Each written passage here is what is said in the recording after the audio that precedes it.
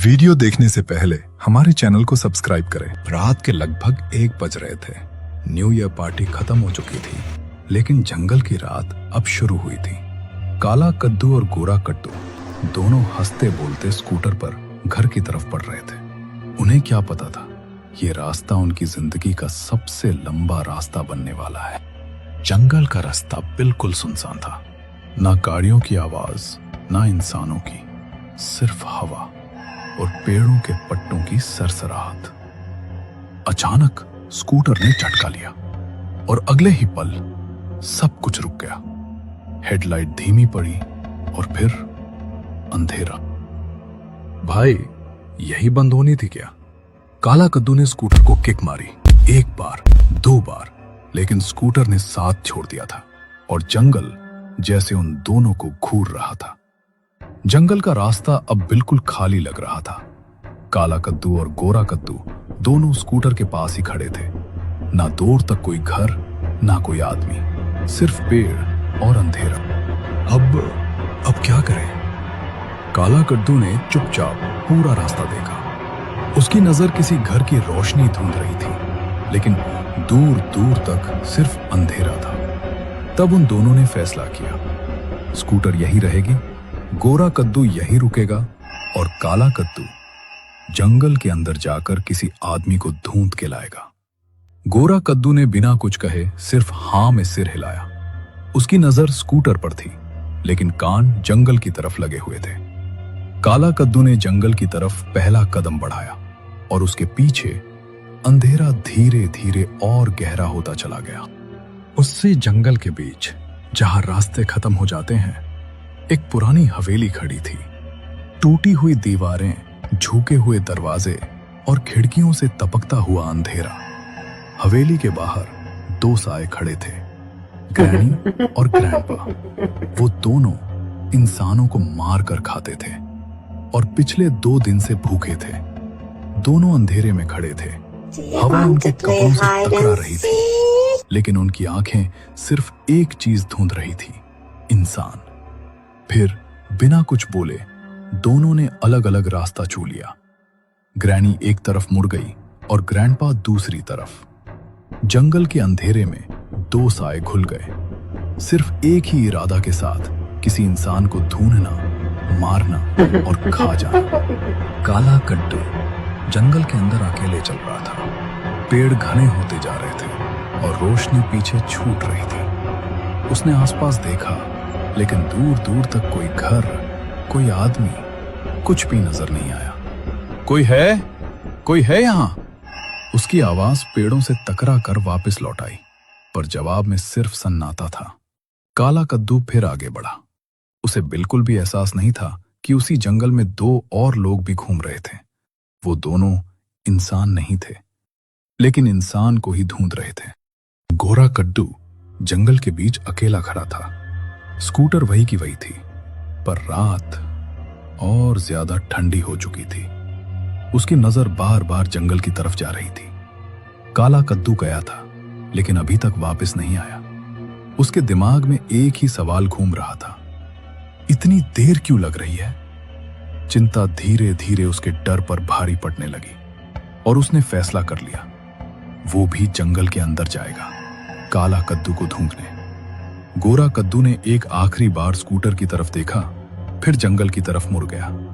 उसने पहला कदम आगे बढ़ाया और रात उसे भी अपनी तरफ खींचने लगी।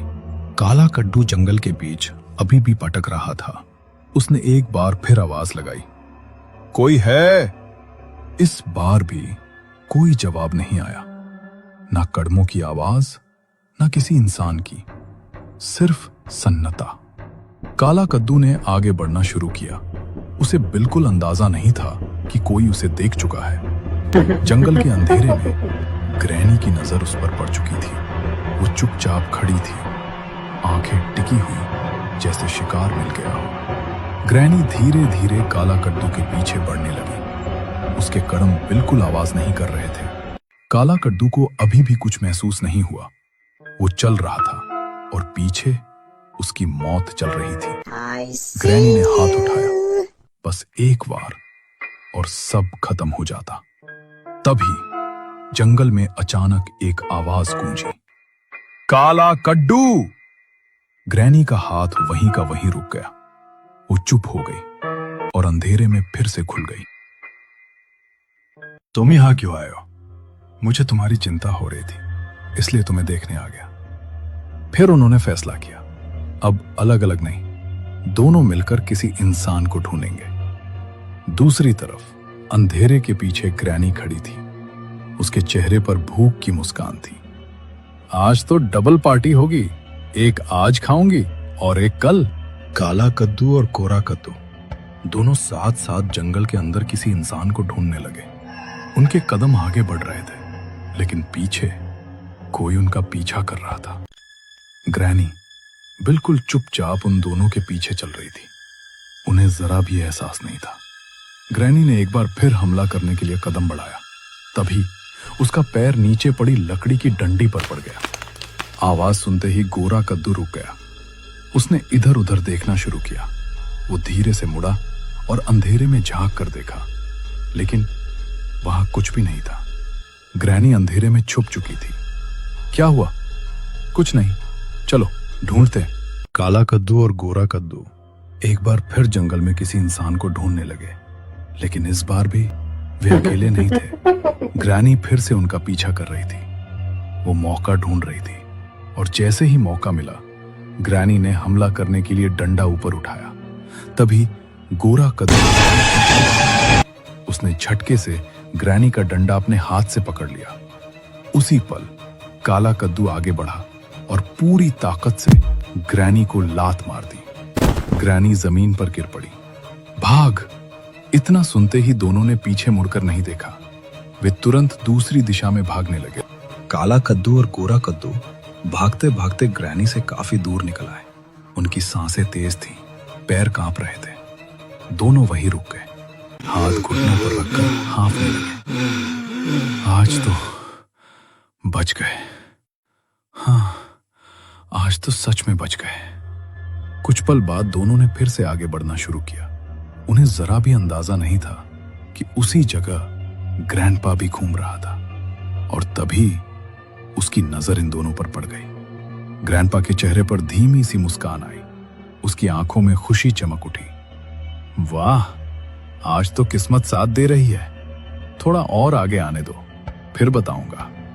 काला कद्दू और गोरा कद्दू बिल्कुल बेखबर आगे बढ़ते रहे। उन्हें नहीं पता था कि मौत उनका पीछा कर रही है, और तभी पीछे से ग्रैंडपा ने अचानक हमला कर दिया। सब कुछ एक ही पल में हुआ। एक झटका और दोनों वहीं गिर पड़े, अंधेरे जंगल के बीच। ग्रैनी और ग्रैंडपा काला कद्दू और गोरा कद्दू को जमीन पर घसीटते हुए अपने साथ ले जा रहे थे।